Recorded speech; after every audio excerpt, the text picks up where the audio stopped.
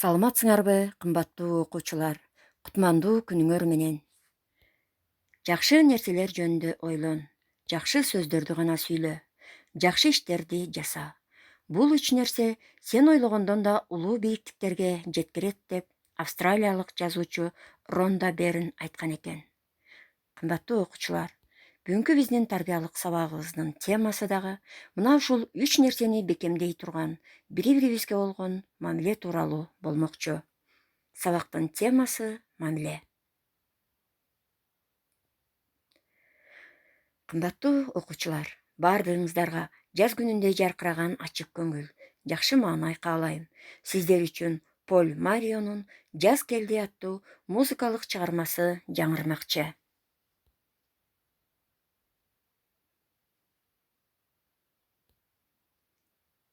Сабактын максаты. Окуучулар мамиле деген сөздүн аныктамасын билишет. Мамиленин пайдалуу жана пайдасыз жактары менен таанышышат. Өзүн жана башкаларды сыйлоого, барктоого тарбияланышат.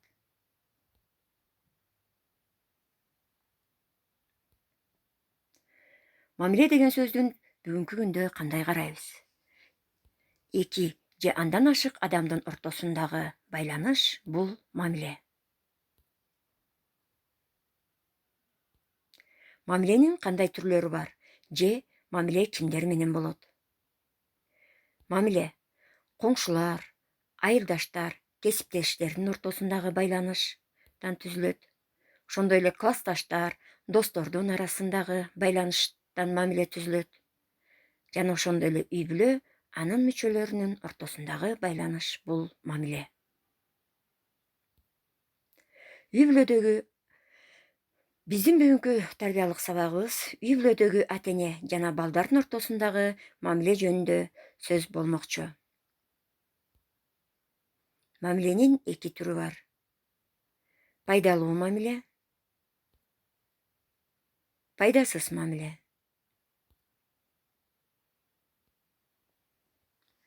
Кымбаттуу окуучулар, жаманды айтпай жакшы жок демекчи, келечегибизге, жашообузга кедергисин тийгизе турган пайдасыз мамилелердин айрымдарына токтололук.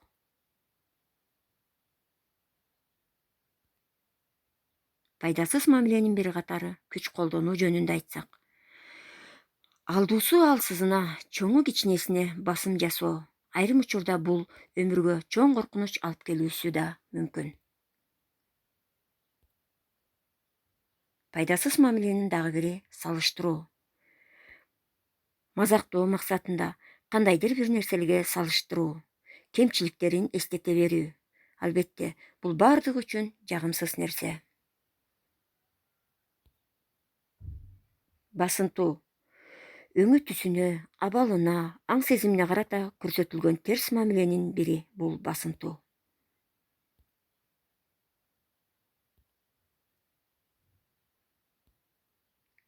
Пайдасыз мамиленин дагы бири калп айтуу. Балдар, калпты айтып коюу оңойго турарын силер жакшы билесиңер. Бирок бири-бирине болгон ишенимдин өчүшү бул эң коркунучтуу нерсе. Пайдасыз мамиленин дагы бир катары шылдыңдоо жөнүндө айтсак. Тамашалоо, мазактоо иретинде шылдыңдоолор көп колдонулат. Албетте, бул дагы бардыгы үчүн эле жагымсыз нерсе.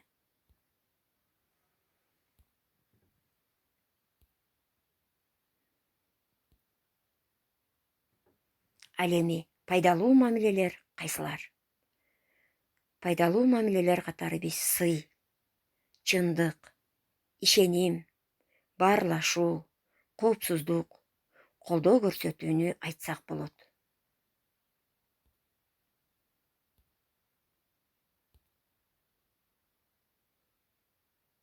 Жашоодо ар дайым жакын адамдарыбыз менен сый мамиледе болуп, бири-бирибизге чындык, ишеним менен карап, коопсуздугубузду сактайлы, жакындарыбызга колдоо көрсөтөлү. Келгиле, анда баарыбыз Мик Войчичтин өзү жөнүндө айтканын чогуу угалык.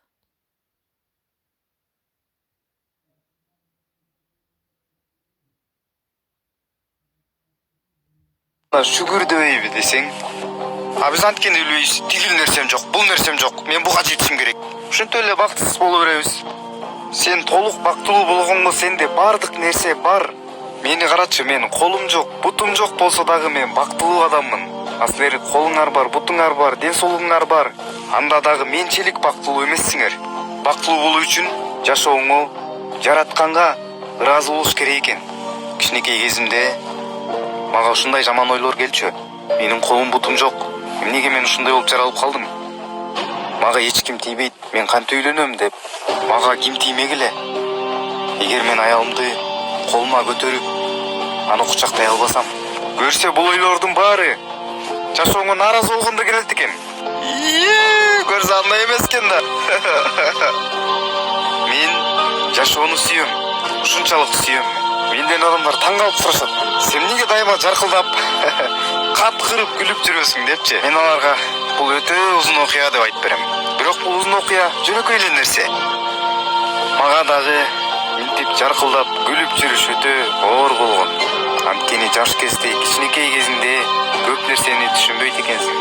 Бала чакта балалык кылып, эмнеге менин колум жок, эмнеге бутум жок деп аябай бактысыз болуп, күлбөй жүргөн күндөрүм өткөн.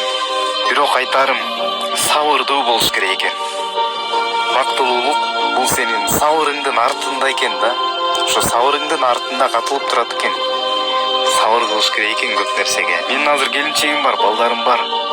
Мен алардын колун кармай албасам дагы, мен алардын жүрөгүн кармай алам. Сенин колуңдан бардык нерсе келет. Бардык нерсе келет сенин колуңдан. Мен бир нерсени жасай албайм, бул нерсе менин колуман келбейт деп эч качан ойлобогун. Сенин колуңан баары келет. Баары келет. Карагылачы канчалаган адамдардын баары колуман келбейт деп эч нерсе кыла албай жүрүшөт. Колдору бар, буттары бар. Ар бир адам өзгөчө. Сен дагы өзгөчө адамсың. Сен өзүңдү эч качан башкалардан ылдый көрбөгүн. Унутпагын, сен өзгөчө адамсың. Сенин колуңан баары келет. Сен сулуу, акыл эстүү, бардык нерсе келет. Мендей болсоң да бир жөн. Керек болсо менин колуман баары келет. Эч убакта өзүңөрдү басынтып, нааразы болбогула. Менин колуман келбейт деп ошол нерсени кылбай койбогун. Кылып көргүн. Эгер кылсаң дагы болбой жатса, кол шилтеп салбагын. Аны кайра кыла бергин. Бардыгы сабырдуулук менен болот. Бактылуулук, ийгилик деген ошол кыйынчылыктын артында. Сабырдуулук менен гана жетесиң. Эч качан капаланба.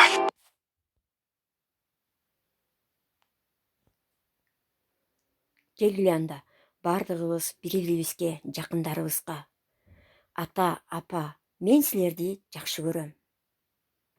Балам, менин жашоомдо, биздин жашообузда сенин бар болгондугуң үчүн сага чоң рахмат деген жана башка жагымдуу сөздөрдү арнайлы. Кымбаттуу окуучуларым, бүгүнкү сабагым соңуна чыкты. Саламатта болгула.